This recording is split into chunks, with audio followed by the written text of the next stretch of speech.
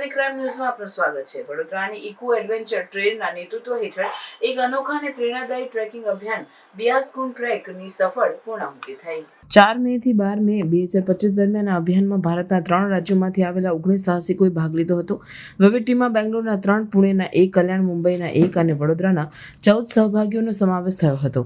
અહીં ખાસ વાત એ છે કે દરેક ઉંમરના સભ્યો સામેલ હતા। સૌથી નાની 2 વર્ષની બાળકી સાવી સિકેનેસથી લઈને 60 વર્ષના વરિષ્ઠ ટ્રેકર વિજય ભટ્ટ સુધી। સાવીની સાથે તેની બહેન 9 વર્ષની ત્વિષા સિકેનેસ અને માતા પિતા પણ જોડાયા હતા, જેમણે 10,000 ફૂટની ઊંચાઈ સુધી ટ્રેક કરીને દેશભરમાં સાહસના ચાહકો માટે પ્રેરણા સ્ત્રોત બની ગયા છે।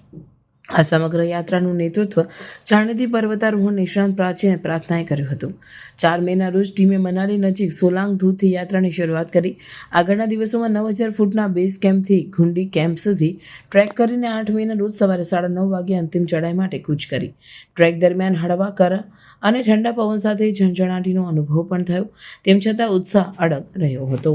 સનસની ક્રાઇમ ન્યૂઝ ને સબસ્ક્રાઇબ કરો અને બેલ આઇકન દબાવી તાજી અને સચોટ ક્રાઇમ સમાચાર સૌથી પહેલા મેળવો।